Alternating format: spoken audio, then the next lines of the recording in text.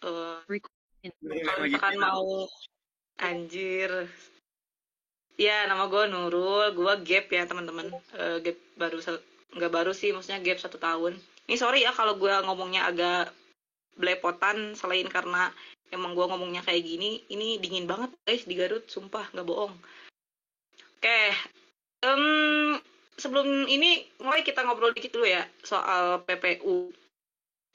Menurut kalian PPU tuh kalian struggle nggak sih di PPU atau masih yang udah kayak gampang PPU gitu? Oh, dikejar setan, Kalau PU struggle biasanya waktu sih kalau gue alter.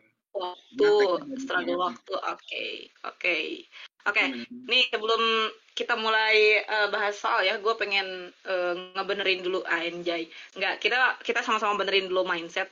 Sebetulnya PPU tuh kuncinya tuh materi teman-teman.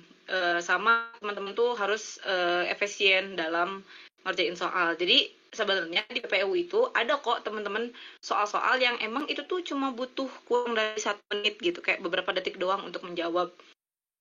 Kalau misalkan emang kita udah nemu caranya tuh kayak gimana gitu. Jadi sebenarnya PPU tuh gampang teman-teman, asal materi teman-teman itu udah matang gitu. Itu sebenarnya gampang banget. Mulai jam berapa mulai? Ini lagi mulai guys, ini lagi mulai. Cuma kita ngobrol dulu bentar, gitu ya. Nah, jadi gue harap teman-teman ketika sekarang kita belajar bareng nih, gue nempatin di sini bukan tutor ya. Gue mungkin adalah salah satu orang yang ngisi DWU yang nggak sekeren teman-teman yang lain gitu ya, sekeren Umi atau sekeren siapa gitu ya. Gue di sini masih pemula sama kayak teman-teman. Jadi kagak ini beneran ya. Wah, jadi di sini kita belajar bareng ya. Nggak ada yang gue sebagai lebih jago gitu, enggak. Kita belajar bareng di sini. Oke. Oke, Koloyo, asal lu jangan ngomongin sesuatu yang ngebully gue.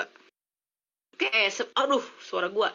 Oke, sebelum kita mulai, coba teman-teman kita berusaha untuk mencintai huruf dan mencintai kalimat gitu, teman-teman. Mencintai PPU. Semuanya ketik dulu I love you PPU. Ketik I love you PPU kalau mau mulai. Kepanjangan. Biarin, terserah gua lah, gua yang ngisi. Oke guys, ketik I love you I love you PPU. PPU, ketik I love you PPU. Mulai sekarang, teman-teman, kita belajar bareng. Jadi nggak ada lagi kata-kata dikejar PPU. Wah, dikejar PPU, gue kejar balik PPU-nya. Oke. Wah, mantap. Gue izin share screen ya. Kalau Nurul ngejar nggak? Aduh, kalau kalau aku nggak sih, nggak ngejar. Cuma kalau ketemu agak ngeselin suka gigit dikit sih. Kok ya deh sih? Itu katanya Kapura. Nurul nggak ngejar, Nurul nerekam. Oh, ya Allah, semoga aku masuk UGM. Suara itu kayak yang live TikTok. Kok lu gitu sih? Oke. Kita bakal bahas soal TO4 ya guys ya. Kalau misalkan gue ngomongnya kecepatan, lah, bohong. Ini masih motor guys. Lu bohong ya. Lu bohong ya. Oke, guys, teman-teman kalau misalkan suara aku kecepatan, tolong ngomong aja ya. Oke. PPU itu sebenarnya teman-teman, dia tuh kuncinya tuh ada 2 ya, menurutku ya. Kita bahas dulu dikit. Aduh. Apa sih? Kok gini? Nah, ini maaf kalau tulisan aku jelek, karena selain emang tulisannya jelek, pennya butut. Putus-putus? Suaraku putus-putus? Kagak, jangan dia. Oh, iya aku kaget. Oke. Ini tolong dimengerti aja ya. Ih, kok kagak nyala sih pennya? Ih, anjir, pennya kagak nyala lagi. Astagfirullahaladzim. Pakai pen gue dulu nggak? Nurul misuh, astagfirullah. Pakai tangan aja, pakai tangan aja. Astagfirullahaladzim.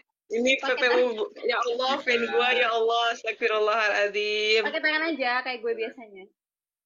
Oh iya ya. Tangan aja. Bentar. Tahu nggak diajak berdoa? Ini karma nih kan. Iko tadi dia nggak ngajak doa dulu, Iko. Oh iya, teman-teman, ayo sebelum kita belajar bareng-bareng kita berdoa dulu dalam nama Tuhan. Enggak, berdoa dimulai ya menurut kepercayaan masing-masing. Oke, berdoa selesai. Yasin dulu, Wahek. Oke, Oreo siap. Nanti abis ini kita DWU 1 juz ya. Cepet banget ngebut. Apanya? Aku ngomongnya terlalu cepet. Oh, doanya. Doa tuh bukan soal waktu ya teman-teman. Yang penting hati kita tuh nyampe ke Tuhan itu udah langsung Alah, connect ya gue tahu lu teman-teman. doa apa. Doa dia kayak gini. Ya Allah ya Tuhanku kayak kemarin, amin, udah. Gue tahu lu doa apa. Lu doa kan Apa? kayak, ya Allah tolong ini pennya bisa dibenerin dong. Ya Allah gue malu banget thanksin mas. Agak.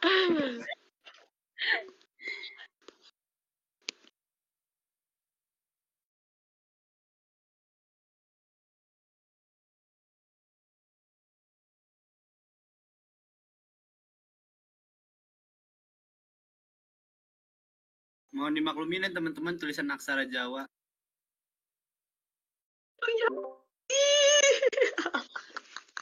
Oke, maaf ya teman-teman. Serius ini emang tulisan gue jelek sih. Doain semoga aku dapat iPad ya. Oke, lanjut. Nah teman-teman, jadi sebenarnya PPU itu secara garis besar tuh ada 2 kuncinya ya teman-teman. Pertama itu kaidah kebahasaan. Kaidah kebahasaan tuh kan biasanya suka ada tuh soal-soal kayak mana kalimat yang mana kalimat yang efektif, mana kalimat yang gak efektif, atau kayak mana di antara kalimat berikut yang dia penulisannya salah dan lain sebagainya gitu. Nah itu teman-teman tuh mempelajarinya di sini di kaidah kebahasaan. Nah yang kedua selain kaidah kebahasaan, oh berasa nulis pakai mouse ya Allah. Selain pakai kaidah kebahasaan, ada satu lagi nih teman-teman, kuncinya tuh literasi. Jadi PPU tuh soal penyerapan informasi ya. Jadi literasi itu bukan cuma soal baca, kegiatan baca ya teman-teman. Tapi literasi itu gimana kita menyerap informasi dan kita bisa mengolah itu ya teman-teman. Makanya kata gue tadi, sebenarnya PPU tuh ada teman-teman soal-soal yang mudah untuk dikerjakan. Kalau misalkan teman-teman skill literasinya tuh udah bagus, jadi nggak usah ulang-ulang teks. Sebenarnya yang bikin buang-buang waktu di PPU tuh itu ulang-ulang teks, ulang-ulang baca teks gitu. Oke, bohong. Kalau yo jangan menyebar fitnah, tolong. Oke, kita coba lihat ke nomor 1. Oke, pernyataan di bawah ini yang tidak terdapat dalam isi bacaan. Nah, untuk ngejawab soal yang kayak gini, teman-teman, gue udah kayak ini ya, udah kayak tutor ruang guru. Oke, untuk pernyataan di bawah ini yang tidak terdapat dalam teks bacaan. Untuk menjawab soal yang kayak gini, teman-teman, ini sebenarnya kembali lagi ke enaknya kayak gimana. Waduh, gak boleh sebut merek, maaf dong. Send filenya dong. Teman-teman, kalau misalkan ada filenya, boleh tolong di-share ya. Ini main nguras waktu. Nah, betul. Ini lumayan nguras waktu kalau misalkan teman-teman belum ngerti atau belum kayak ngeklik gitu. Ini cara ngerjainnya kayak gimana. Sebenarnya ngerjain ini tuh bisa, kalau ngerjain PPU tuh ya. Aduh. Caranya tuh, pertama bisa baca teks dulu.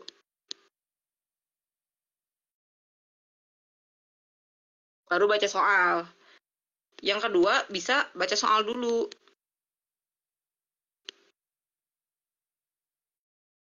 Ini terserah teman-teman mau apa, mau ngambil yang mana. Ini terserah teman-teman, enaknya aja teman-teman. Kok miring ya? Teman-teman enaknya yang mana? Baca teks dulu kah atau baca soal dulu? Kalau misalkan kemampuan literasi teman-teman udah mantep, itu baca teks dulu terus ngejawab pertanyaan tuh sabi sih. Tapi kalau misalkan emang masih agak ngeraba-raba, mending ya dibaca soal dulu terus dibaca teksnya. Oke, nah kalau misalkan pernyataan di bawah ini yang tidak terdapat dalam teks bacaan, ini teman-teman bisa caranya tuh kayak lihat satu opsi terus balik lagi ke mana, ke teks, jadi bolak-balik ya. Bisa pakai cara ini. Kok gini sih?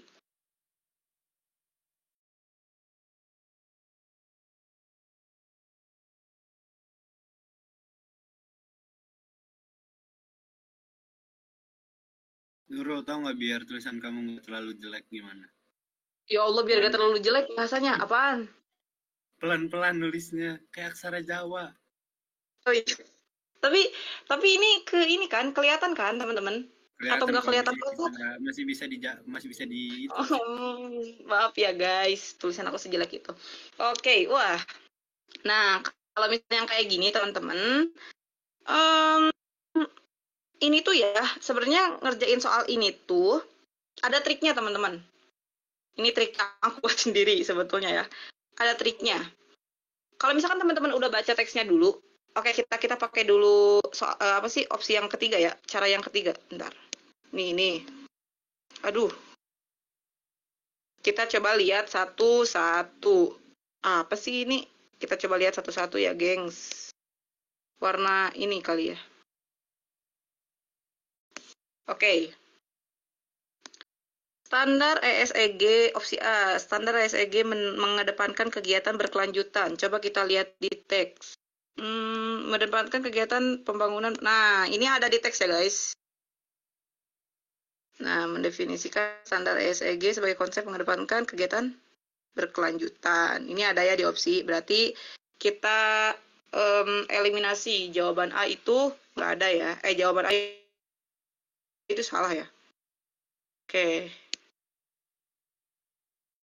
Jawaban B. Segala aktivitas hendaknya menerapkan prinsip-prinsip pelestarian lingkungan. Coba kita lihat di sini ada nggak? Faktor utama lingkungan sosial, segala bentuk. Nah, ada di kalimat 2 ya, teman-teman. Segala bentuk aktivitas keputusan sosial hendaknya menerapkan seluruh prinsip-prinsip pelestarian lingkungan dan tanggung jawab sosial dan tata kelola yang baik. Ini berarti ada di teks. Berarti opsi B itu juga salah karena dia terdapat dalam teks. Opsi ketiga, C. ESEG harus menjamin kepastian hukum. Apa ini hukum? Hukum ya maksudnya guys. Untuk menjamin kepastian hukum serta perlindungan hak setiap orang. Buset, itu berisik banget. Di luar ada yang ngegeber-geber motor racing. Sorry ya kalau kedengeran sampai sini. Apa sih tadi gue lupa. ESEG harus menjamin kepastian hukum perlindungan setiap orang. Oke. Oke, ini juga ada ya guys. Di poin 3. Nih, menjamin kepastian hukum serta melindungi perlindungan terhadap setiap orang. Ini juga ada. Berarti C juga nggak ada ya. C juga salah. Kita lihat deh. Pertumbuhan dan pembangunan ekonomi Indonesia didukung oleh sumber daya alam. Kita coba lihat. Untuk menerapkan negara sumber daya alam yang melimpah, hutan tropis ke negara. Nah, ini juga ada di kalimat 5. Hal penting untuk mendukung pertumbuhan. Oke. Berarti jawabannya adalah E. Ya, karena A, B, C, D, E semuanya ada, kecuali E. Berarti E gak ada. Itu cara pertama, teman-teman. Cara kedua, water cube. Ya, berisik banget soalnya. Cara kedua, teman-teman, kalau misalkan teman-teman pakai cara baca soal dulu, teman-teman tuh bisa lihat mana negasi dari opsi ini, opsi A, B, C, D, E. Mana yang ngenegasiin sama informasi atau topik yang tadi di teks bahas. Nah, maksudnya kayak gini. Di teks itu kan ngebahas kalau misalkan si standar pembangunan ESEG tuh masih ini kan. Bentar. Nah, masih cukup memprihatinkan. Di sini ada ya, di sini nih. Kalau si ESEG itu masih cukup memprihatinkan si pelaksanaannya. Nah, tiba-tiba di sini di opsi E ada yang bilang implementasi standar ESEG di Indonesia sudah cukup baik. Berarti itu kan udah pasti ini ya, udah pasti bertentangan gitu sama topiknya atau sama yang dibahas di teks. Jadi teman-teman bisa langsung menjawab itu. Nah, itu salah satu cara ngerjain PPU supaya cepat gitu. Kalau misalkan literasinya teman-teman udah bagus. Kayak gitu. Jadi lihat aja di antara eliminasi opsi ya, mana opsi yang emang dia tuh bertentangan dengan teks kayak gitu. Sampai sini teman-teman dapat dimengerti tidak atau ada yang masih kurang mengerti? Aduh, ini apa lagi? Laptop gua. Oke, aman, mantap. Kalau suaraku kecepatan, tolong bilang ya. Oke. Kita lanjut ya ke nomor 2. Kalimat yang menunjukkan pertanyaan opini dalam bacaan. Nah, kalimat opini. Oke, kita bahas dulu soal opini. Mending di atas aja ya. Mending di atas di sini deh, di kosong.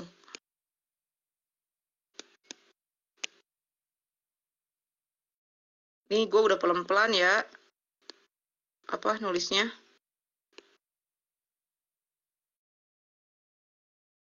Nah, kalimat opini itu adalah warna biru deh, warna hitam deh. Kalimat opini itu pada intinya dia gak ada narsum, gak ada narasumber. Terus dia belum teruji kredibilitasnya.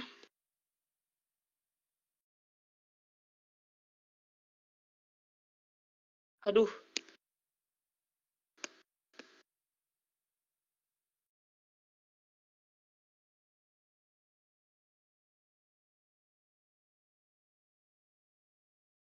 Sama biasanya tuh mengandung apa sih?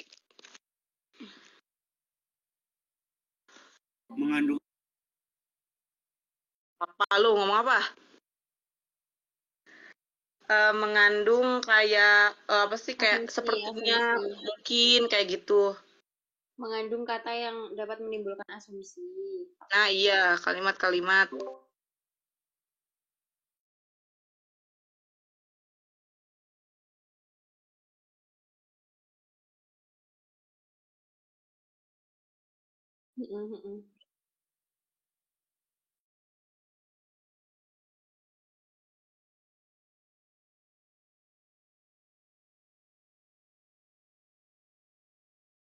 Si penulis. Betul. Terus sebaiknya itu juga opini ya guys, karena itu saran.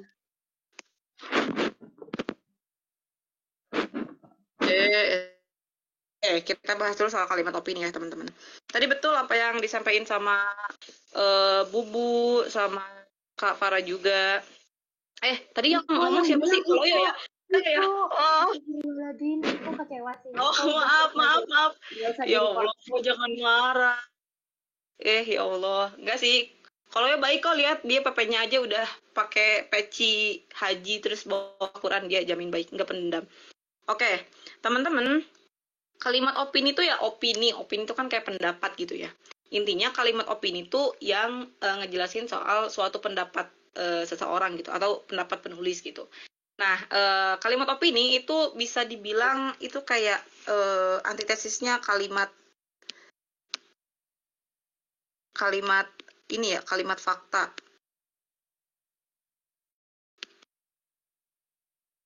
Jadi ingat-ingat aja kalau kalimat opini itu biasanya kebalikan dari kalimat fakta. Kalau kalimat fakta itu dia punya narasumber, dia udah teruji kredibilitasnya, terus dia kayak ada apa sih, data kualitatifnya gitu. Kuantitatifnya kayak misalkan dia punya kalau misalkan tentang bencana, dia tuh bersifat subjektif, opini betul. Opini itu bersifat subjektif. Kalau misalkan dia masih belum subjektif, kalau misalkan dia udah tidak subjektif, itu namanya data, berarti bukan opini. Kalau opini itu emang sifatnya masih subjektif. Nah, kalau misalkan kalimat fakta, dia tuh ada narasumbernya, terus dia tuh udah teruji kredibilitasnya, karena tadi kan dia bersifatnya data gitu. Terus ada angka-angka kuantitatifnya biasanya, kayak kalau misalkan teks tentang banjir misalkan atau tentang bencana alam. Nah, biasanya tuh dia ada tanggal berapa, korbannya berapa. Nah, itu bisa dipastikan itu kalimat fakta. Nah, pusing gitu ya, gimana caranya cari kalimat opini. Kalau misalkan teman-teman pusing mencari kalimat opini, teman-teman itu bisa eliminasi opsi yang dia mengandung kalimat fakta. Itu simpelnya. Teman-teman bisa langsung eliminasi aja opsi yang dia mengandung kalimat fakta. Kita coba praktekin. Bentar, aku mau nambahin dulu.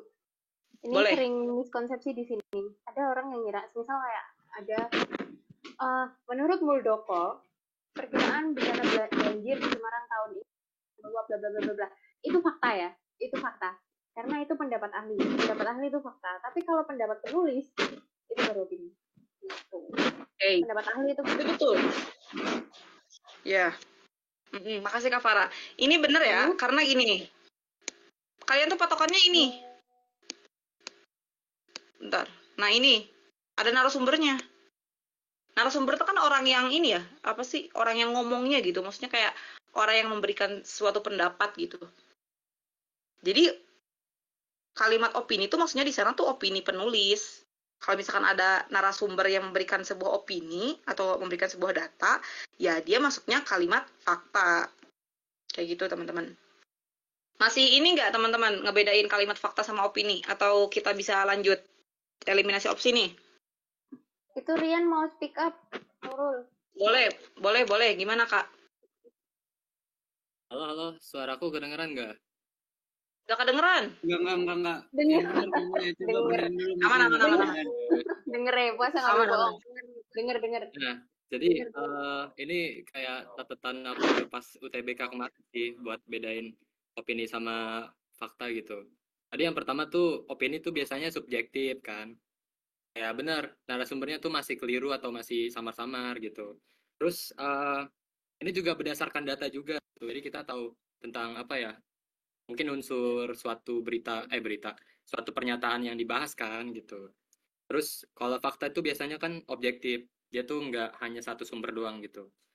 Nah terus dia juga belum dapat diartikan kebenarannya gitu, sama belum tentu terjadi sih kayak gitu. Kalau aku ya itu. Betul. Aja sih. Wah, makasih Karian, makasih banyak. Insight-nya Rian, nggak jadi di blacklist ya.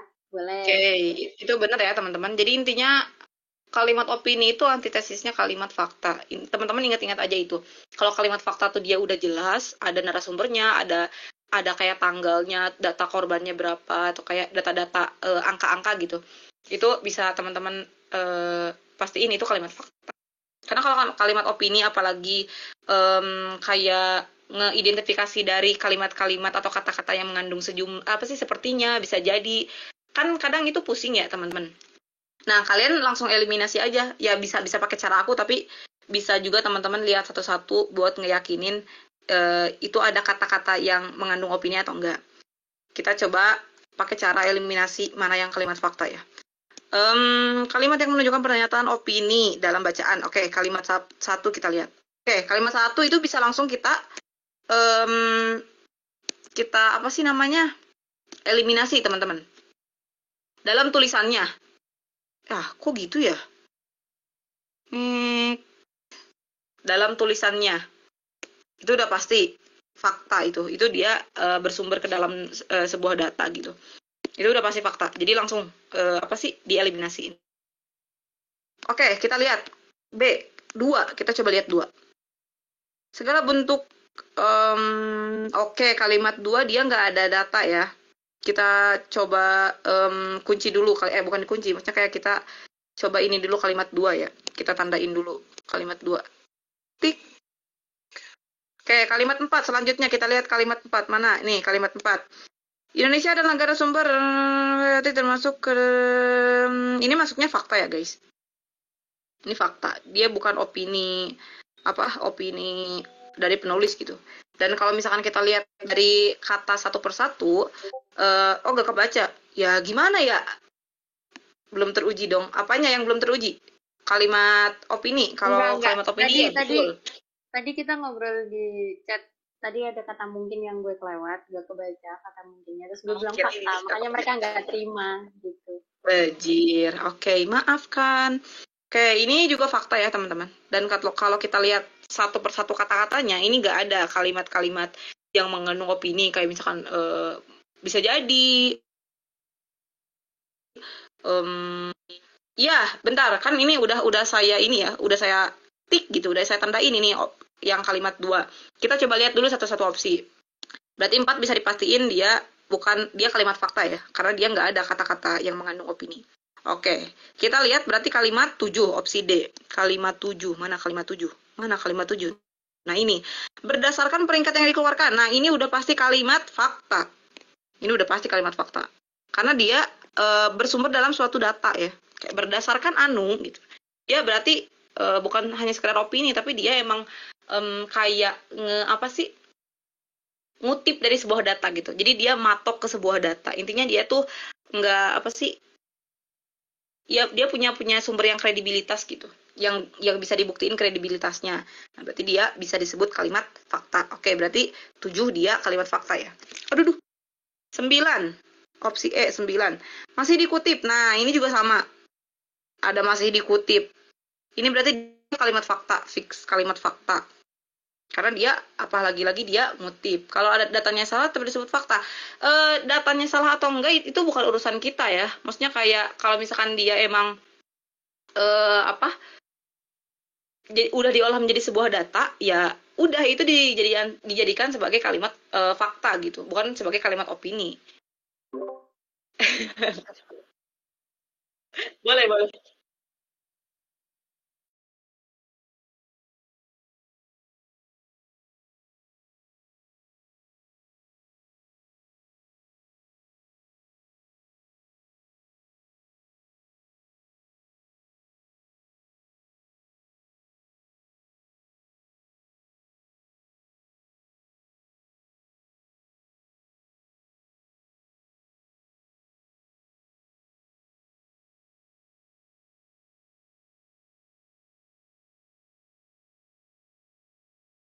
Bentar, Iya, mau jadi nambahin lagi.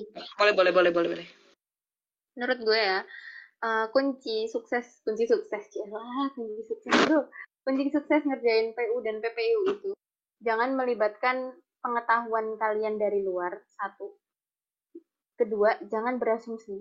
Udah, fokus, bener kata Iko, fokus sama soal, fokus sama bacaan, udah cukup. Kalau menurut soal dia bilang kayak misal Gibran akan memimpin Indonesia tahun ini, ya udah itu fakta. Sekarang di bacaan fakta gitu. Terlepas dari apapun perasaan kalian, apapun fakta di luar, kalau di bacaan bilang kayak gitu, ya udah kayak gitu faktanya gitu teman-teman. Ya, sastra mesin ada yang mau ditanyain? Hana ada yang mau ditanyain? Tapi kalau kata Kak Azharin itu semisal belum kejadian belum bisa disebut fakta, Kak. Terus kayak tadi misal menurut pakar bla bla bla bla bla. Nah, itu masih belum bisa disebut fakta katanya, Kak. Fakta itu yang udah misal kemarin terjadi hujan itu. Nah, aku sempat pakai cara itu, cuma ternyata kok jawabannya salah ya, Kak. Cara yang Oke. mana? Iya, iya. Gini ya teman-teman, cara ngerjain PPU sama PU itu beda. Kalau PPU, ya udah fokus sama bacaannya aja. Kayak semisal di bacaan bilang, menurut BMKG, misal kayak di bacaan ada data, ya udah itu aja cukup sampai. Nggak ada asumsi kayak ini belum terjadi, ini kemarin terjadinya, ini harus kemarin, ini harus udah kejadian. Enggak, teman. Kalau ahli yang bilang di PPU ya, di PPU kalau yang bilang itu ahli, itu udah fakta. Terlepas apapun pengaruhnya, terlepas apapun kata fakta di luar, fakta yang di in real life, terlepas dari dia udah kejadian atau belum, kalau itu data, ya udah itu data. Entah itu pasti terjadi atau tidak ya. Kalau di PPU kayak gitu ngerjainnya. Mungkin Iko sama Nurul bisa make lagi apakah omongan ini benar atau enggak gitu. Oke ya, teman-teman, jadi gini ya teman-teman, supaya teman-teman tuh nggak pusing. Sebenarnya sesimpel teman-teman tuh matoknya ke sini aja, ketiga hal ini. Ketika dia emang udah ada narasumber, terus dia matok ke sebuah data, berarti teruji ya kredibilitasnya. Terus sama dia nggak mengandung kata-kata yang ambigu, yang menimbulkan ya ambiguitas gitu. Ambiguitas tuh kayak apa ya? Ambigu tuh apa ya? Kebingungan. Kayak Ambigu itu menimbulkan kebingungan. iya, kebingungan. Kayak kata-kata yang dia tuh belum pasti gitu. Maksudnya si tulisannya tuh tidak lugas. Kan kalau misalkan sepertinya, mungkin, bisa jadi kan itu masih ada kayak sedikit keraguan gitu. Ada ambiguitas. Nah, itu diidentifikasi sebagai kalimat opini. Terlepas dia datanya memang benar atau tidak, itu gue yakin soal SNBT datanya benar guys. Jadi maksudnya kalau PU iya teman-teman harus memperhatikan itu gitu.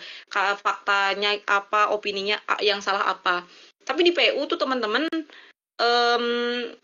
nggak mungkin gitu menurut gue ya kayaknya nggak mungkin di PPU kayaknya nggak mungkin gitu kalau misalkan tiba-tiba panitia SNBT ngasih data yang salah. Jadi teman-teman fokus aja ngeidentifikasi mana kata yang termasuk sama opini atau dia termasuk fakta. Udah sampai di sana. Terlepas itu ternyata kebenarannya kayak gimana, ya udah gitu. Jadi teman-teman fokus aja ke sana sebetulnya. Ini menurut aku ya. Bener, aku juga gitu. Kalau ngerjain PPU, logikanya beda sama PPU. PPU itu logikanya based on 1000% data yang ada di soal, di bacaan. Gitu. Ya, kayak gitu ya teman-teman. Halo, aku mau nambahin boleh nggak? Boleh banget Kak. Dari sini ada yang nanya nih, kalau misalkan berdasarkan BMKG menyarankan mungkin saja itu fakta atau opini. Nah, menurut aku, berdasarkan aku latihan soal dimanapun, itu kalau misal ada kata yang berdasarkan, yang dikatakan oleh seseorang, yang expert lah pokoknya, itu masuknya tetap jadi fakta, walaupun di situ mungkin kalimatnya kayak seolah-olah kayak seperti opini gitu. Itu dari aku ya, tambahan. Betul, betul. Makasih Karena Kak itu Kay. setuju ya Oke. teman-teman. Maaf Bener Kak, ya? Iya, gimana FH? itu Kak nomor kan kalimat nomor 4. Iya. Apakah boleh langsung nggak? Kak? Bentar. Nomor 4 ini. Iya Kak, Indonesia adalah negara Ya. dengan Kak. Kan kalau saya sama apa namanya airdrop yang aku bahas juga itu kan harus ada narsum ya, narasumber. Kalau di pembahasan emang kayak kata adalah itu bisa jadi fakta kalau itu udah benar keberadaannya gitu Kak. Jadi kadang kan ada yang adalah itu merupakan pendapat dari penulisnya gitu. Itu bedainnya gimana ya Kak? Identifikasinya gimana ya? Oke, gini ya. Jadi teman-teman, kalau misalkan dia emang ada narasumbernya, kayak misalkan menurut anu adalah misalkan dia itu bisa diidentifikasi sebagai kalimat fakta. Nah, kenapa pada akhirnya kalimat ini tuh diidentifikasi sebagai kalimat fakta? Sebetulnya bukan karena kata adalah. Bentar, pen gua mati. Nah, sebenarnya di sini tuh bukan karena kata adalah, tapi kita lihat satu-satu kata per kata itu ada nggak sih kata yang memberikan makna yang ambigu gitu.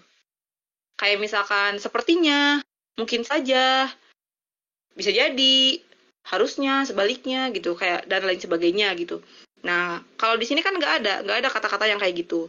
Indonesia adalah negara dengan sumber daya alam yang melimpah, hutan hujan tropis yang luas, keanekaragaman hayati yang sangat beragam, termasuk ketersediaan sumber daya air dan mineral. Jadi nggak ada kata-kata yang dia bersifatnya ambiguitas gitu. Ini nggak ketangkap nggak kira-kira? Paham Kak, makasih banyak ya Kak. Oke, jadi ngidentifikasinya bukan dari kata adalah, tapi coba lihat satu persatu kata per katanya, ada nggak sih dia kata-kata yang mengandung opini atau mengandung ambiguitas gitu ya. Jadi ini jawabannya B2. Sampai sini teman-teman, aman? Sumpah iya, teksnya banyak tapi waktunya gak respect. Nah, teman-teman tadi udah aku coba mention ya, teman-teman. Sebenarnya PPU tuh teman-teman bisa mengerjakan dengan cepat asal teman-teman udah bisa menerapkan itu dengan efektif gitu dan efisien. Kayak misalkan nyari kalimat opini ini kalau misalkan dilihat satu-satu kata-katanya, kayak misalkan tadi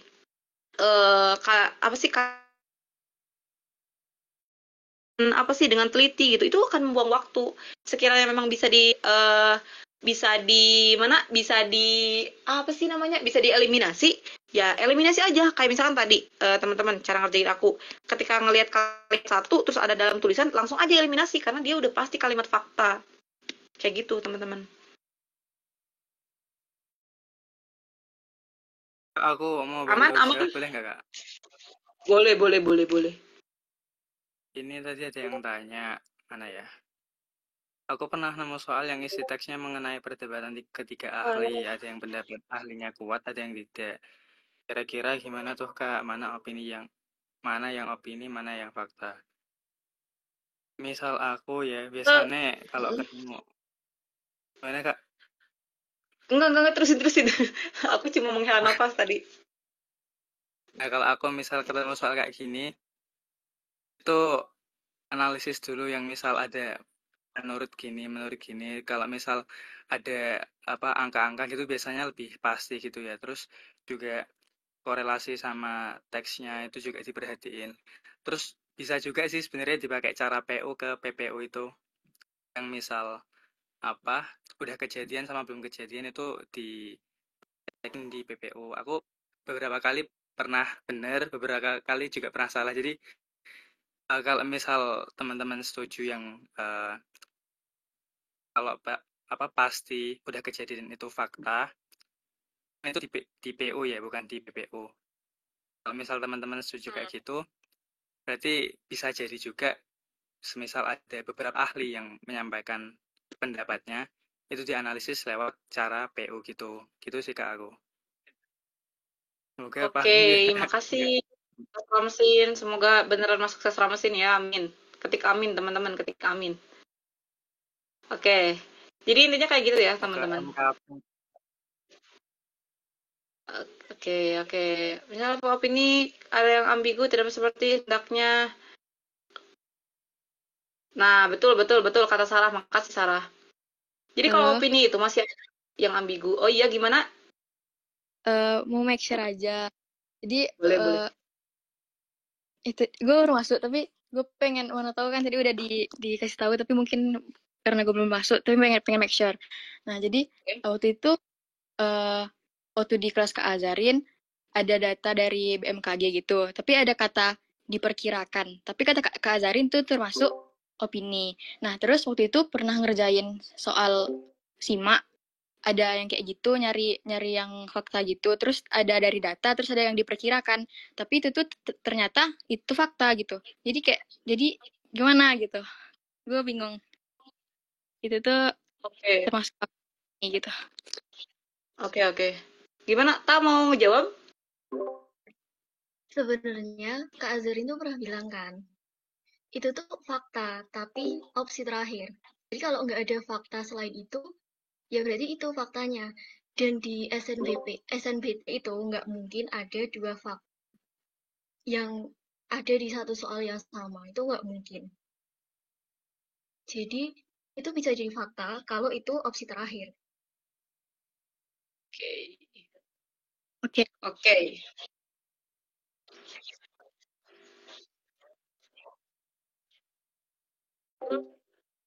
Oke, makasih ya Kak. Oke. Oke, makasih ya teman-teman yang udah bantu jawab dan udah nanya. Aku senang sih. Ayo teman-teman, kita ricuh di PPU. Oke, gini ya teman-teman. Ya betul tadi apa yang dikatain sama siapa ya? Aku lupa lagi. Ya emang PU sama PPU tuh memang sama-sama soal penalaran gitu.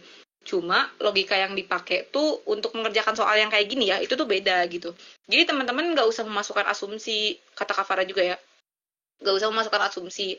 Ketika dia memang kalimatnya bisa diidentifikasi sebagai kalimat fakta, kayak tadi dia ada narasumbernya, terus dia nggak ditandai sama kata-kata yang ambiguitas, nah itu udah pasti kalimat fakta.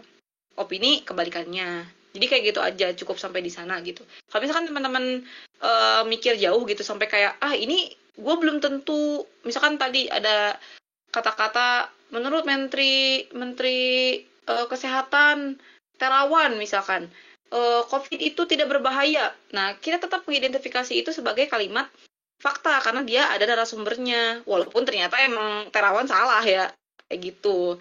Jadi pikiran kita, pokoknya fokus kita tuh cuma kayak identifikasi itu kalimat mengandung kata-kata ambiguitas atau enggak. Kalau misalkan enggak, dia kalimat fakta. Kalau misalkan ada, dia kalimat opini.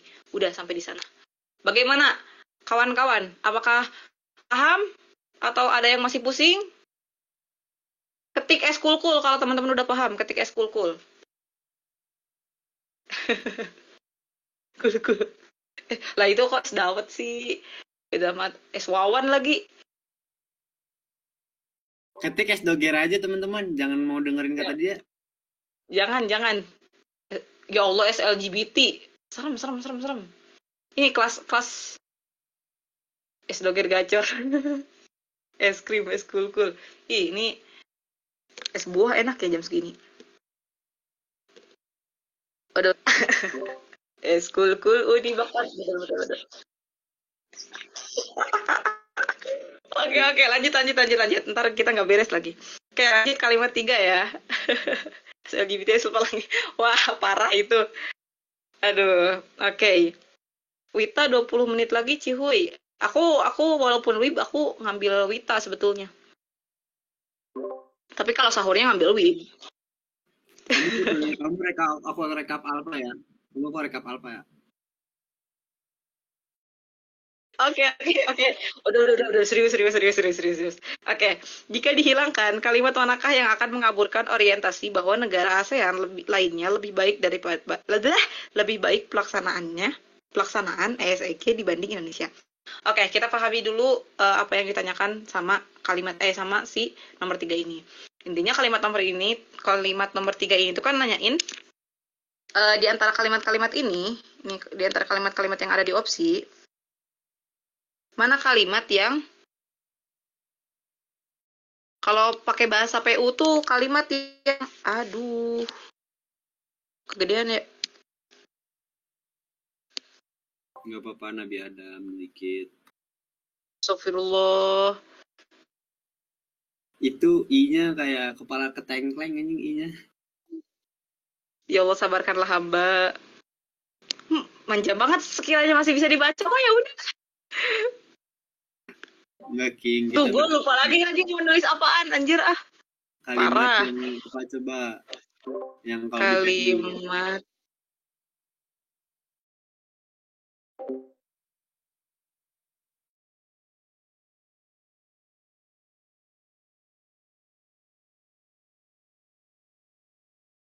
Oke, intinya kayak gini teman-teman. Kalau misalkan dihilangkan kalimat mana yang dia tuh malah enggak bukan memperlemah. Apa ya bahasanya tuh? Kalau memperlemah kurang tepat sih kayaknya. Enggak sih, bener sih memperlemah. Mengaburkan orientasi itu berarti dia menghilangkan gitu. Kabur berantakan. Enggak, yang berantakan itu kamu. Bercanda. Tidak relevan kah? Enggak, bukan tidak relevan. Jadi gini loh. Kalau misalkan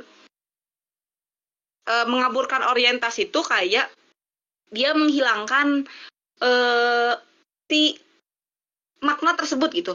Jadi maksudnya soal ini tuh nanyain kalau misalkan dihilangkan mana kalimat yang dia tuh bisa menghilangkan informasi ataupun menghilangkan informasi bahwa negara ASEAN itu lebih baik pelaksanaannya dibanding Indonesia. Nah, jadi teman-teman abis ini pada terlalu kelas PU, ya Allah, kelasku menyeramkan kah? Padahal kelasku nggak menyeramkan kah Farah loh. Iya, enggak, bukan menentang. Mengaburkan orientasi itu jadi dia menghilangkan. Jadi si ini nih, si tentang negara ASEAN lainnya lebih baik daripada Indonesia tuh, dia informasinya hilang. Nah, kalimat mana yang kira-kira kalau dihilangin di teks, si opini ini bahwa negara ASEAN lebih baik daripada negara Indonesia tuh yang mana gitu? Aman nggak? Oke, kita coba. Iya kayak gitu. Bisa disebut kayak gitu.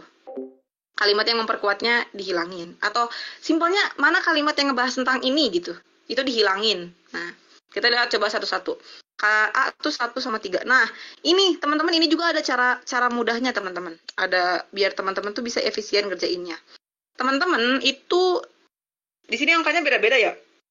Ada 1 sama 3, ada 4, 5, 6, 8, 8, 9, 7 sama 9.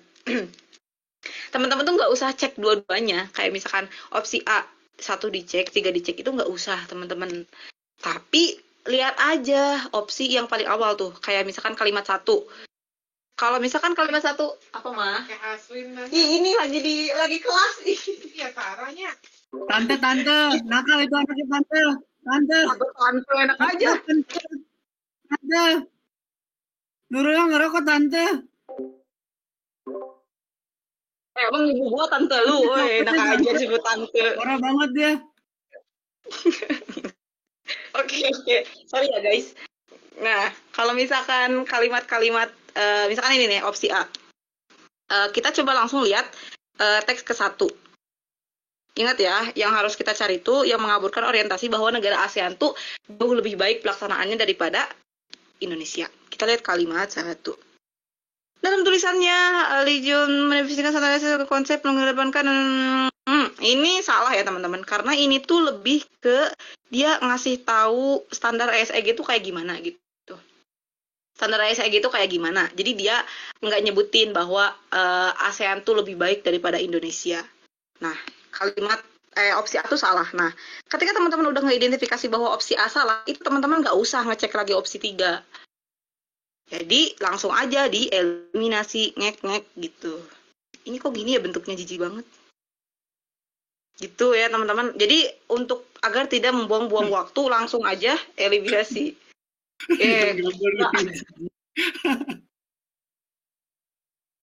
Oke, ya langsung eliminasi ya. Jadi lebih cepat.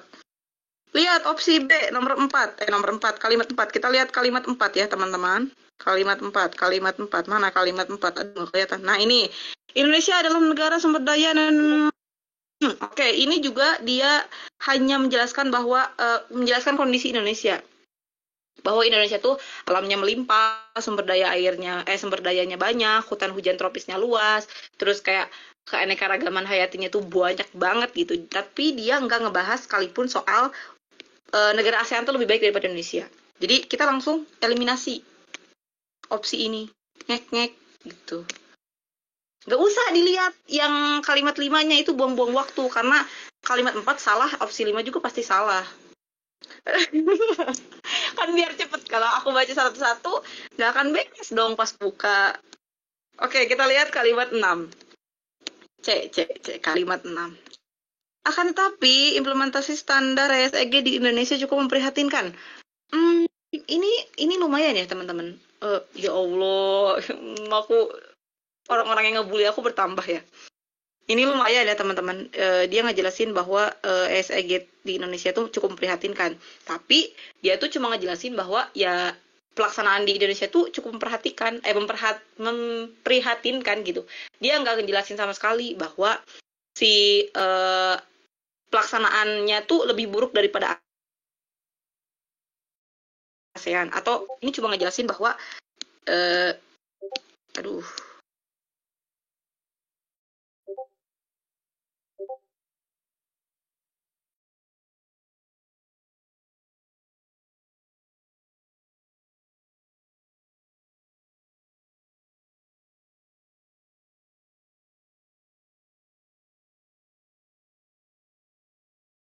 kurang. Please tolong dibaca ya. Tolong bisa. Oke. Jadi kurang tepat kalau misalkan ini disebutin untuk dia ngaburin bahwa Indonesia tuh negara ASEAN tuh lebih baik daripada pelaksanaan ASEG di Indonesia. Sebenarnya ini tricky ya. Kalau misalkan dilihat secara sekilas tuh emang bener aja gitu. Nah, disinilah penalaran umum penalaran kita tuh atau nalar kita tuh dipakai ya. Sebenarnya ini bener-bener aja gitu. Bahwa kan kalau misalkan standar Indonesia rendah, berarti negara ASEAN tuh standar ASEAN tuh lebih tinggi gitu. Kalau misalkan standar di Indonesia tuh cukup memprihatinkan, ya berarti yang di ASEAN tuh bagus. Ya sebenarnya kalau dinalar gitu-gitu bisa-bisa aja gitu.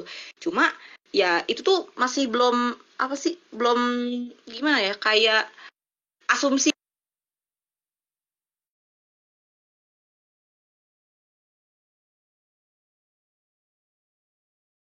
tuh ya teman-teman. Jadi kita untuk saat ini kita tahan dulu ya opsi Ini C. katanya ada yang pengen tahu Opsi nih triknya, boleh dijelasin ulang nggak? Masih bingung. Trik apaan? Trik Bentar. cepat, eliminasi yang salah satu, terus keduanya jadi salah. Itu ada yang masih kurang Iya. ngejelasinnya terlalu cepat katanya, terlalu racing kayak mau. Astagfirullah. Iya, maaf. Kita ulang ya.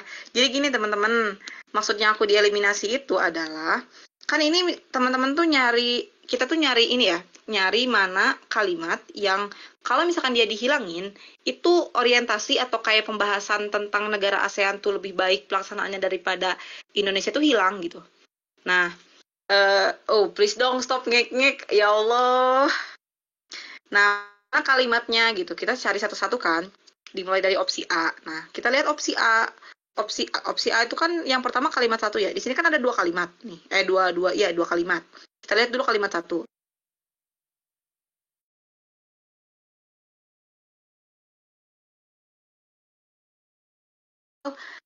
standar ESG itu kayak gimana sih gitu. Jadi dia nggak ngejelasin kalau misalkan kondisi ESG, kondisi pelaksanaannya di Indonesia itu kayak gimana, kondisi pelaksanaannya di ASEAN itu kayak gimana. Dia tuh cuma ngejelasin standar ESG itu kayak gimana gitu. Nah ini berarti dia tuh salah gitu.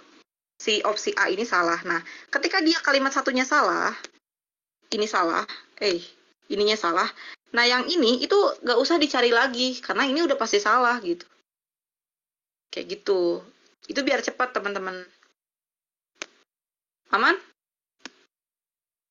Aduh, ya Allah, semoga aku lolos. Ya Allah, dibully mulu ini. Kalau bilang ngek-ngek, wah, parah ini. Aman. Oke, amin. Ya, kami ngek, wah, parah banget, sumpah. Oke, gitu ya, teman-teman. Oke, tadi kan opsi C kita tahan dulu ya. Kita lihat opsi D, 8 sama 9. Kita lihat 8. Posisi ini tuh di sini maksudnya 7 ya. Oh iya benar. Posisi ini itu maksudnya tuh ke sini ya, teman-teman. Maksudnya ke kalimat 6, kalimat 7, sorry. Bentar, kita tulis dulu.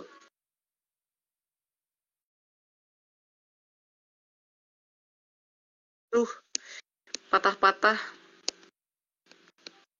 Ih, nah sih kieu ya Allah. Kal 7. Please tolong difahami ya, gue udah capek nulisnya. Kal 7. Oke. Kalimat 7. Oke. Patah-patah kayak hati, waduh.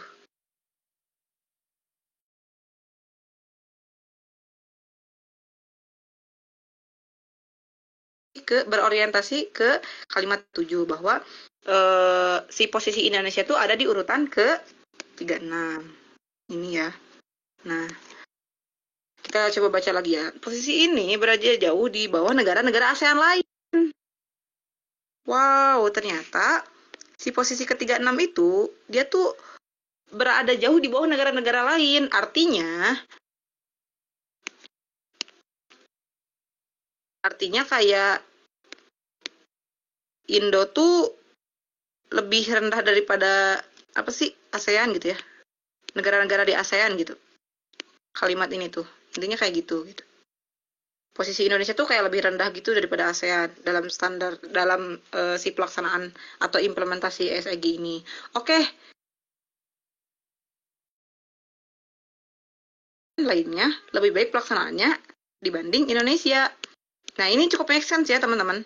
Karena dia ngejelasin bahwa ternyata peringkat Indonesia tuh lebih rendah daripada negara ASEAN. Jadi ini make sense. Nah, kalau misalkan teman-teman udah ada nemu yang make sense gini, teman-teman langsung lihat setelahnya. Teman-teman pastiin setelahnya tuh apa. Jadi lihat opsi selanjutnya tuh kalau teman-teman di si opsi yang pertama itu dia kayak cukup logis gitu. Langsung kita coba lihat kalimat 9-nya. Kalimat 9-nya masih dikutip dari laman anu menyatakan bahwa pelaksanaan di negaranya lebih baik. Oke.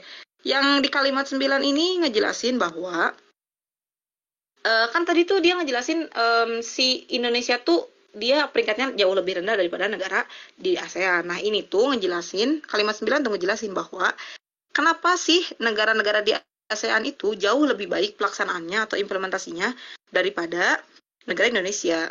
Itu karena pelaksanaan negara lain tuh ada dukungan konkret dari regulator dan tersedianya berbagai insentif, termasuk insentif pajak. Jadi di kalimat 8 dia ngejelasin bahwa ternyata negara Indonesia tuh posisinya di bawah ASEAN, di bawah negara-negara di ASEAN, dan kalimat 9 itu ngejelasin bahwa apa faktor yang menyebabkan negara-negara ASEAN tuh peringkatnya jauh lebih tinggi daripada Indonesia. Jadi ini bisa dibilang betul. Kalau, kok ini sih? Kalau misalkan kalimat 8 sama 9 dihilangin, itu akan mengaburkan ini. Akan mengaburkan eh, bahwa ASEAN tuh negara-negara di ASEAN tuh pelaksanaannya lebih baik dibanding negara Indonesia. Gitu guys. Aman-aman guys. Ada yang mau tanya dulu nggak untuk soal 3? Aman. Aman. Oke. Kita lanjut ya. Ya Allah, baru nomor 4 udah jam segini ya. Oke, lanjut. Hubungan antara kalimat 10 dan 11. Kita coba lihat kalimat 10 sama 11. Ini cara satu-satunya emang harus dilihat dulu ya. 10. Prinsip ESG muncul karena kesadaran bahwa kegiatan bisnis investasi tidak hanya sebatas mencari keuntungan semata. Titik-titik memiliki dampak yang sangat luas terhadap lingkungan hidup. Oke, kita coba tandain biar keren. Prinsip ESG muncul karena adanya kesadaran kegiatan bisnis investasi tidak hanya sebatas mencari keuntungan semata dan memiliki dampak yang sangat luas terhadap lingkungan hidup dan sosial kemasyarakatan. Dampak aktivitas bisnis ini tidak hanya berlaku. Oh, ini mah udah iniin aja semuanya. Oke. Kenapa semuanya digituin? Karena prinsip lu biar keren. Ya, prinsip gue biar kelihatan seru gitu kelasnya. Soalnya banyak coret-coretnya. Padahal emang gue coret-coretin aja. Oke. Kalimat 10 itu ngejelasin bahwa prinsip ESG itu muncul karena adanya kesadaran bahwa kegiatan bisnis dan investasi itu gak cuma soal mencari keuntungan gitu. Tapi dia tuh dampaknya itu sangat luas terhadap lingkungan hidup dan sosial kemasyarakatan. Terus kalimat 11 ngomongin dampak ya. Dampak aktivitas bisnis ini tidak hanya berlaku mana untuk jangka pendek, juga berdampak pada jangka panjang dan waktu yang relatif lama. Menurut teman-teman ini hubungannya apa? Nih, menunjukkan permasalahan yang berbeda, orientasi dari paragraf pertama, keduanya saling berargumentasi. Ini aku coba jelasin dulu satu-satu ya. Menunjukkan penjelasan yang berbeda tuh maksudnya kayak misalkan, pen gue jelek banget, astagfirullahaladzim. Ini tuh kayak misalkan dia infonya beda.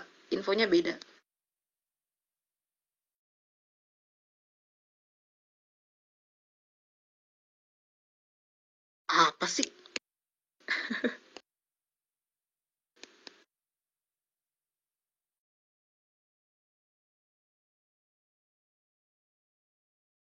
Dia tuh jadi kayak patah-patah gitu. Kok beda sih? Beda. Infonya beda. Kalau misalkan menunjukkan permasalahan yang berbeda tuh infonya dia beda gitu. Jadi kayak misalkan kalimat 10 tuh ngejelasin apa, kalimat 11 tuh ngejelasin apa gitu. Kalau misalkan B merupakan paragraf pertama, intinya ini tuh apa sih kayak ngejelasin paragraf pertama.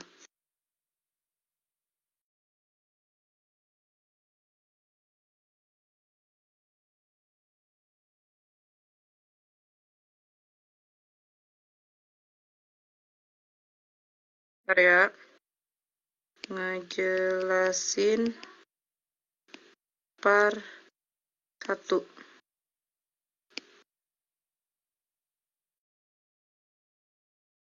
Kelebihan.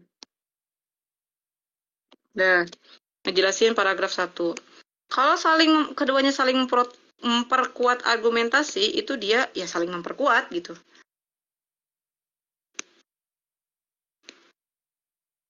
Kalian tahu kan saling memperkuat? Tahulah.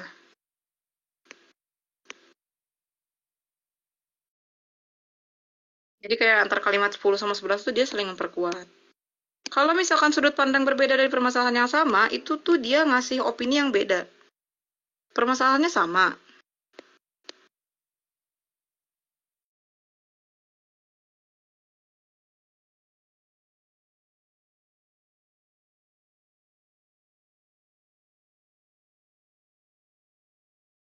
Permasalahannya sama, tapi dia opininya beda. Terus kalau misalkan memberikan argumentasi solusi terkait permasalahan dalam bacaan, ya ini dia ngasih solusi. Intinya kayak gitu.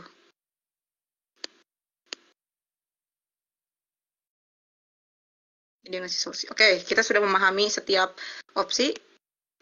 Maksudnya itu kayak gimana? Kita coba ingat-ingat lagi tadi. Poin 10 atau kalimat 10 itu dia ngejelasin bahwa prinsip ESG itu dia nggak hanya soal kegiatan bisnis dan investasi, tapi dia tuh ngasih keuntungan, ngasih apa sih, dampak yang luas terhadap masyarakat dan lingkungan hidup. Terus kalimat 11 ngejelasin dampak aktivitas ini tidak hanya berlaku untuk jangka pendek, juga berdampak dalam jangka panjang. Menurut teman, itu hubungannya apa tuh? Coba hubungannya apa kira-kira?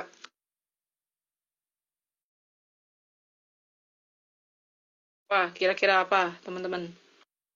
Apakah hubungannya back burner kayak kalian atau kayak gimana? Kayak lu HTS-an kan udah bilang. Sebab akibat. Oke, saling memperkuat. Masih nyambung, jadi saling memperkuat. Ayo, C bukan. Memperkuatkah ngek? Astagfirullah. C, oke. C itu apa? Saling memperkuat argumentasi. Aku C. Oke. C. Saling memperkuat. Oke, mantap teman-teman. Ini betul ya, teman-teman. Ini tuh saling memperkuat argumentasi. Saling memperkuat argumentasi. Di ini tuh ada soundboard gak sih? Ken. Gue mau ngomongin Kolio sama Ken jadinya. Nggak ada, kecuali kita di bawah. Adanya Ada. Oh, nggak ada ya? Nggak ada soundboard ya? Oke. Betul ya teman-teman, keduanya saling memperkuat argumentasi. Manual aja, ngek. Ya udah. Bisik lo kalau ya. Gitu ya teman-teman. Kenapa dia saling memperkuat argumentasi ya? Tadi dia tuh menguatkan apa yang dikatakan oleh kalimat 10. Jadi kalimat 10 ngejelasin bahwa kegiatan bisnis itu bukan cuma soal investasi, tapi dia juga soal lingkungan hidup dan kemasyarakatan, maksudnya ngasih dampak ke sana gitu. Dan kalimat 11 itu ngejelasin atau nambahin kayak kalimat si dampak aktivitas ini tuh nggak cuma berlaku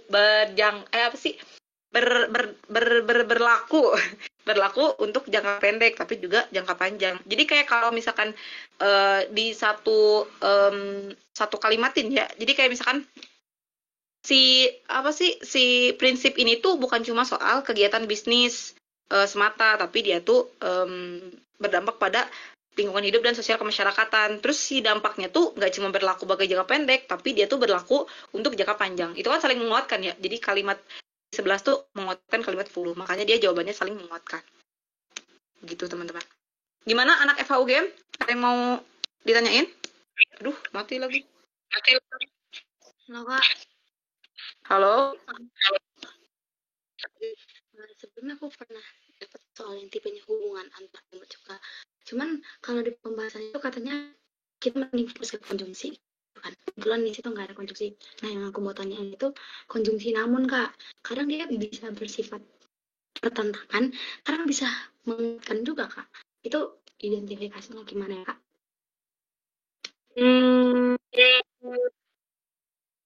Kalau misalkan dia bertentangan, aku harus lihat teksnya dulu kayaknya.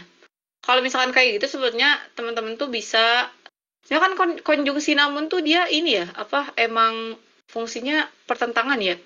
Kalau aku sih biasanya kalau misalkan ada konjungsi namun tuh langsung pertentangan gitu. Cuma kalau misalkan emang mau diidentifikasi lebih lanjut sebagai apa tadi teh? Pelanjutan apa sih? Gue lupa lagi. Intinya kayak gitu ya. Jadi apa? Tadi bisa diidentifikasi sebagai apa aja? Pertentangan sama memperkuat. Oke, memperkuat. Aku kayaknya masih belum bisa menjawab ini, soalnya aku nggak kebayang itu kalau misalkan namun pakai memperkuat, soalnya namun sendiri di konjungsi itu dia pertentangan. Kayak misalkan kayak gini kalimatnya. Kalau yo pintar, namun dia sering mengejek orang. Nah, kan perkataan namun sering mengejek orang tuh dia bertentangan gitu dengan kalimat yang awalnya. Jadi aku bingung sih kalau misalkan namun sebagai dia ngejustif dari kalimat sebelumnya. Coba yang lain ada yang mau bantu jawab gak? Ya Kak, aku juga bingung, makanya aku tanyain. Kayaknya rada-rada tuh pembahasannya. Iya. Ada yang mau bantu jawab gak teman-teman? Apa tadi Kak? Itu katanya. Namun tuh ada yang berfungsi sebagai penambahan. Iya. Bukan penambahan, apa tadi? Kayak ngejustif gitu. Iya, memperkuat. Ayo, kok gimana kok?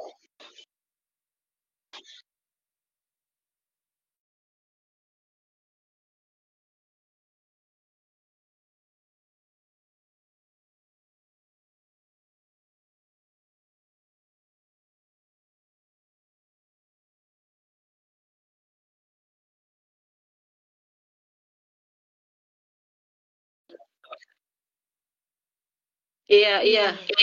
Yang kalau yang kayak gitu ya. Jadi kita nanti aku coba cari tahu dulu ya. Nanti kalau misalkan DWU lagi, aku coba jawab itu. Cuma ya, oke. Tapi biasanya aku kalau misalkan ada kalimat namun tuh atau kata namun tuh langsung di apa sih? Dia pertentangan gitu karena emang secara konjungsi namun tuh konjungsi pertentangannya. Gitu. Kita lanjut dulu ke nomor 5 ya. Nah, ini nih. Nih seru nih. Jeng konjungsi. Di sini teman-teman ada yang masih kesulitan soal konjungsi nggak? Ada nggak? Kalau misalkan kesulitan ketik apaan ya? Ketik apa ya? Ketik apa ya? Apa ya? Kalau yo itil. Kalau yo itil gitu aja. Jorok banget, sumpah jorok banget, istighfar ya Allah, kagak. Kalau misalkan ada yang masih nggak ngerti soal konjungsi, ketik yakul guys, ketik yakul. Oh, kagak ada yang ngetik yakul, berarti aman ya, udah ngerti konjungsi. Oke, berarti gue nggak usah bahas satu-satu ya, langsung aja ngejelasin. Oke. Konjungsi yang tepat untuk mengisi kalimat 10. Kalimat 10 dan kalimat 11. Oke. Ini gua putus-putus gak? Aman? Aman? Oh iya. Oke. Iya, maaf jangan marah-marah ya Allah. Ini gua tadi jaringannya jelek. Ya Allah. Oke. Kalau misalkan cara ngerjain maaf ya, gengs. Untuk mengerjakan soal-soal yang menanyakan konjungsi yang tepat itu teman-teman bisa identifikasi dari pertama arti konjungsi. Enggak. Yang teman-teman harus highlight itu sebenarnya adalah konteksnya dulu, konteks kalimatnya. Konteks antar kalimat.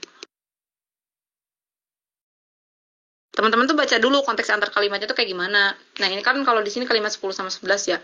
Nah, dilihat dulu kalimat 10 sama 11 itu dia tuh informasinya kayak gimana gitu. Itu pasti bisa kebayang apakah dia saling menambahkan kah, apakah dia bertentangan kah, apakah dia memperkuat kah, itu biasanya suka langsung kelihatan gitu. Balik lagi ini menguji literasi teman-teman ya, bukan soal membaca tapi soal menyerap informasi. Pertama, konteks antar kalimat. Kalau udah ketemu konteks antar kalimatnya apa, contohnya misalkan udah ketemu dia tuh konteks kalimatnya menambahkan gitu. Yang kedua, teman-teman harus lihat tuh adalah kedudukan konjungsinya. Intra atau antar kalimatnya.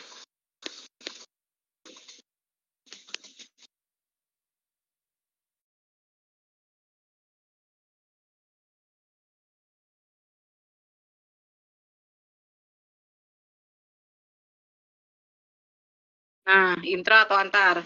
Kalau intra apaan, teman-teman? Konjungsi intra apaan? Konjungsi intra, tengah. Kalimai. Selai banget, satu kalimat.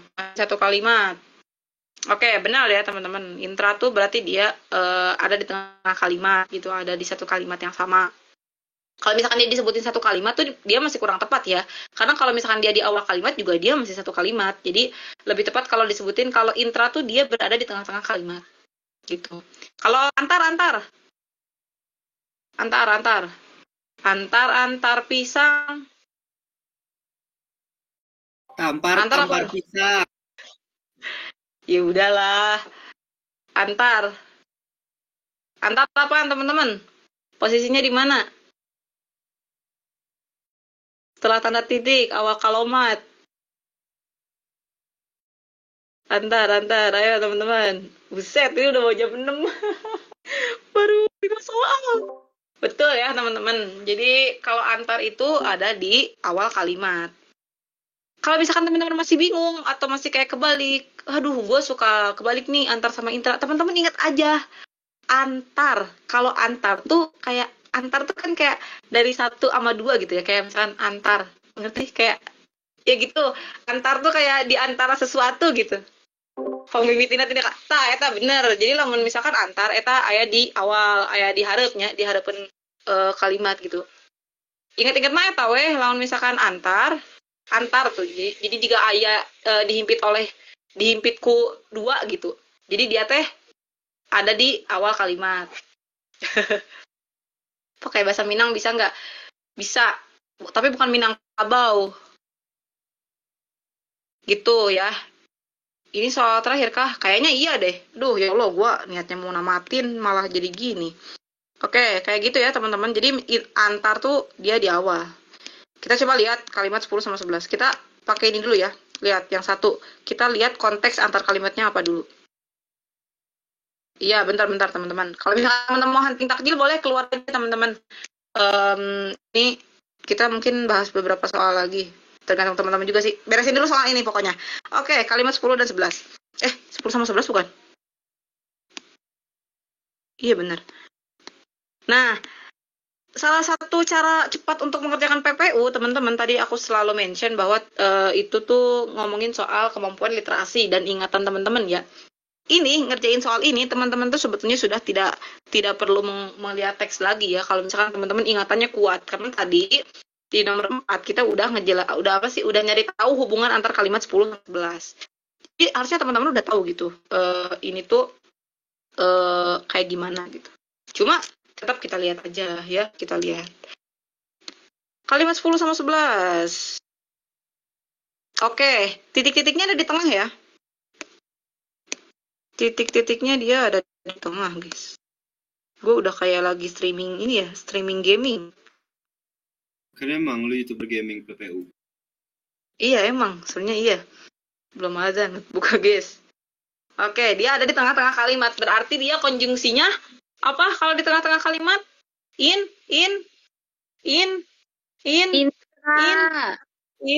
Betul. Bener ya adik-adik. Keselamatan Fiddin, amin. Dia di tengah berarti di intra. Keren banget. Nanti aku kasih tanda tangan satu-satu ya. Gak laku tanda tangannya. Ya, kalau dijual itu bisa dapat iPad. Yeay. Oke, kita lihat ya. Nah, kalimat 10 sama 11 tadi dia nunjukin penambahan ya. Ini sama ini tuh dia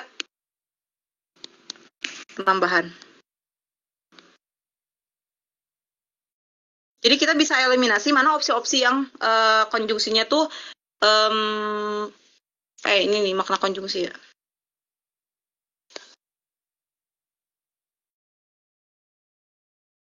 Konjungsi. Kita bisa eliminasi opsi-opsi yang dia maknanya bukan penambahan. Tetapi dia tuh kan ini ya, apa sih, pertentangan, sehingga oke kita kunci dulu sehingga namun dia juga sama, apalagi namun itu dia apa? Konjungsi apa? Ini kan intra ya, ini intra ya. Ini intra. Namun konjungsi apa namun? Antar. Oh ya Allah, pinter banget, Masya Allah. Seneng banget, pinter. Antar. Tetapi namun, ini intra sama antar ya. Sehingga serta, sehingga antar intra, sehingga apaan guys? Sehingga intra. Oke, serta juga intra ya. Oke, kita coba lihat. Ini ada 2 ya perumpangnya. 1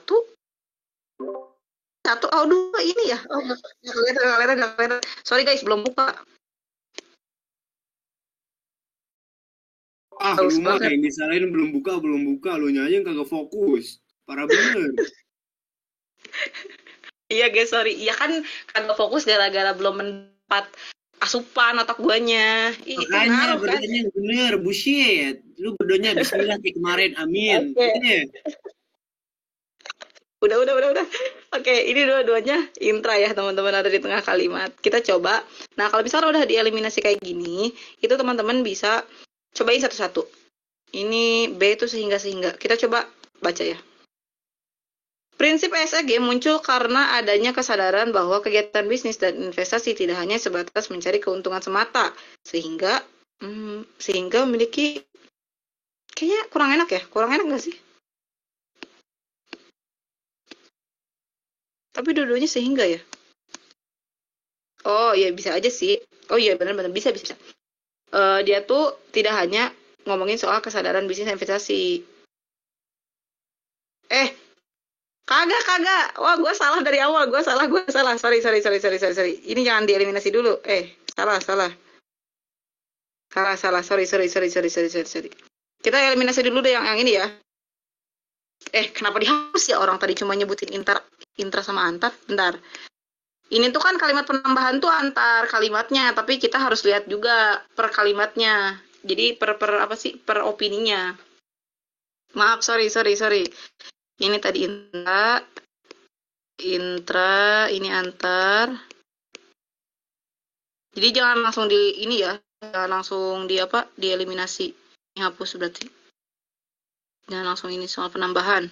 Kita lihat dulu, walaupun emang kalimat 10 sama 11 tuh ngomong ini, tapi kita konteksnya adalah kalimat rumpang ya, kata yang rumpang. Kita harus lihat satu.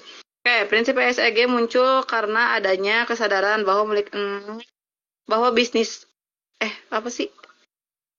bahwa kegiatan bisnis dan kesadaran. Oke, ini tuh ngejelasin bahwa kegiatan bisnis itu nggak cuma mencari keuntungan semata. Ini premis 1 ya, taruh ini premis 1. Dia tuh nggak cuma mencari keuntungan semata. Premis 2 dia ngejelasin memiliki dampak yang sangat luas terhadap lingkungan hidup dan sosial kemasyarakatan. Ini teman-teman, menurut teman-teman apa nih hubungannya antara premis 1 sama 2? Tetapi kah? Apa coba yang lain? Ayo. Kok udah pada buka ya? Gue belum. Pantesan pada keluar, udah buka ya. Bertentangan. Betul, anak FHUGM. Ini bertentangan ya. Bukan ya, bertentangan. Jadi, nyebutin investasi itu bukan cuma soal mencari keuntungan semata.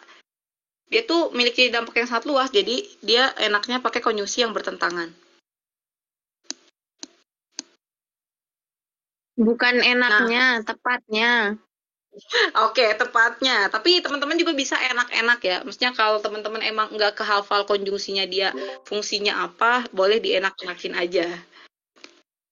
Lebih enak es jadi coklat mau nggak? Pakai feeling. Pakai feeling ngerjainnya. Gimana sih? Pakai feeling ngerjainnya. Gitu. Tetapi ini enggak bisa. Apaan? Iya, ini soal terakhir.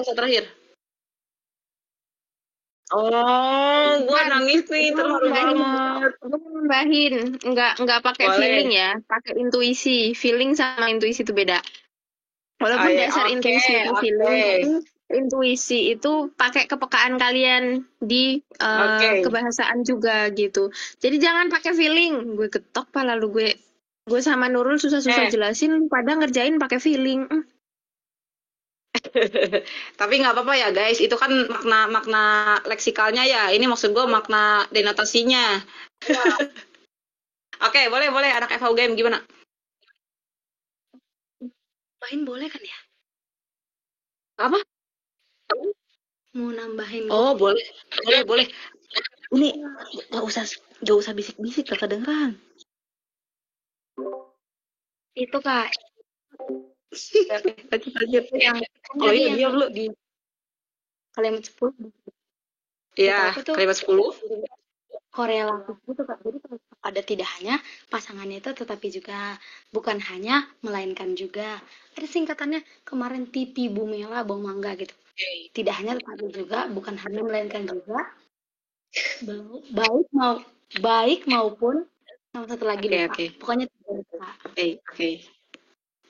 Gitu. Aduh, bentar. Oke, kita coba lihat ya. Sebenarnya ya betul. Kita coba lihat.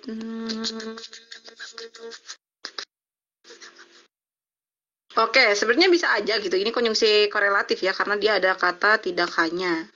Kalau tidak hanya biasanya dia tetapi juga ya. Tapi karena di opsi kagak ada, ini tidak hanya. Bisa pakai konjungsi korelatif. Betul ya anak FH UGM 100. Semoga beneran masuk UGM. Amin. Amin kan teman-teman? Amin. Astagfirullahaladzim. Enggak. Aku pendiam ya guys. Oke, nah sebenarnya bisa-bisa aja. Coba karena di opsi ini semuanya konjungsinya nggak ada yang korelatif, jadi kita kita pakai yang satu aja gitu. Tapi maknanya tetap sama gitu. Kayak kita eliminasi poin sehingga yang ini deh. Sehingga namun ini kan dia artinya pertentangan ya. Ini bisa di eliminasi nggak menurut teman-teman? Kalau bisa, kenapa?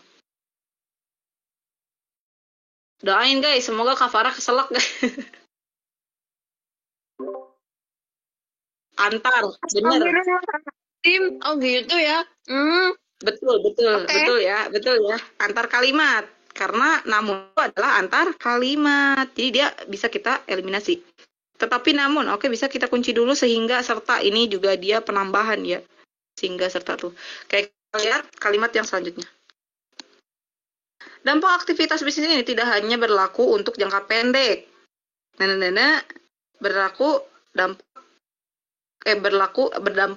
jangka panjang. Ini dia ada di tengah-tengah. Berarti dia harus pakai konjungsi i. Kagak ada opsinya, kagak ada korelatif. Dia harus pakai opsi intra. Betul. Jadi kita coba lihat opsi. Ini kan ada tetapi sama tetapi namun. Ini tetapi intra, tetapi juga intra. Tetapi intra, namun adalah antar. Jadi yang tepat adalah opsi jeng.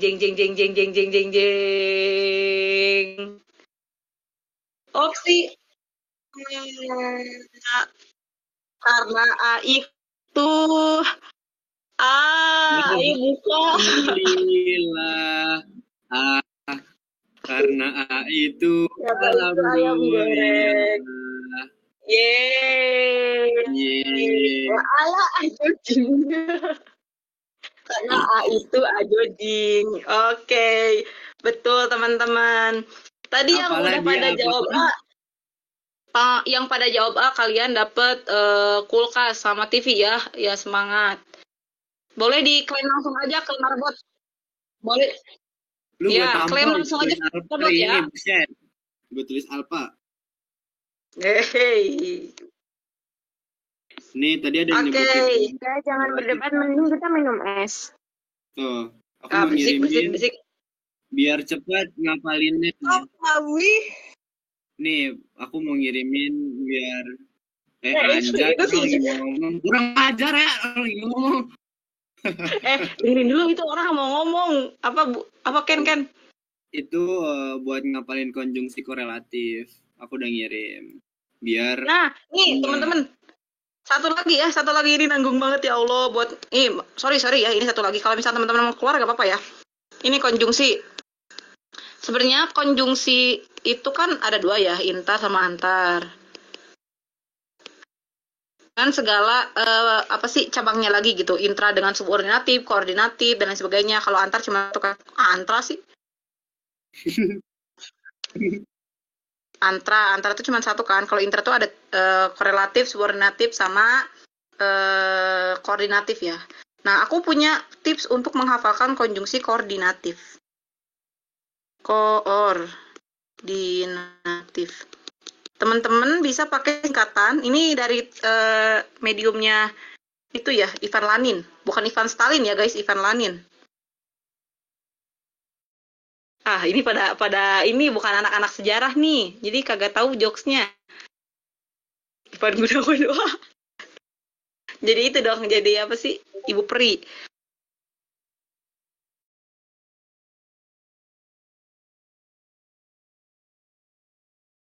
Pakai singkatan DAS SMTP alias Udah sempet apa sih kok tiba-tiba gitu anjir.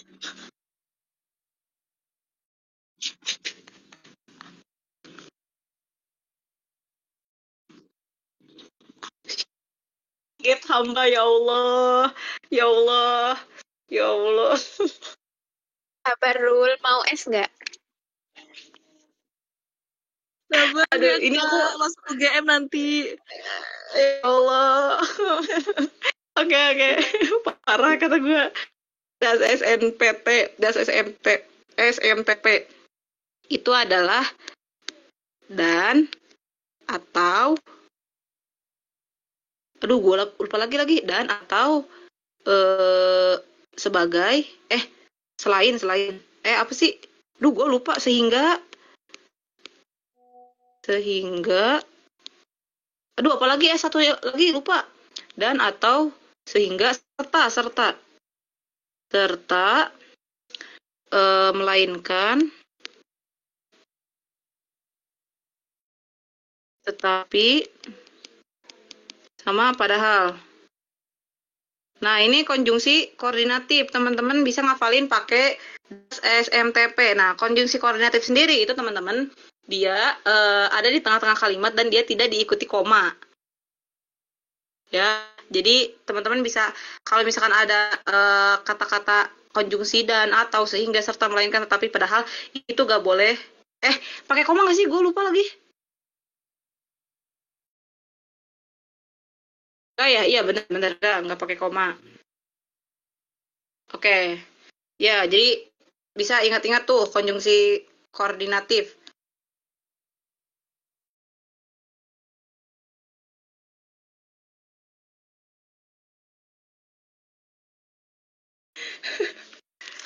Konjungsi koordinatif.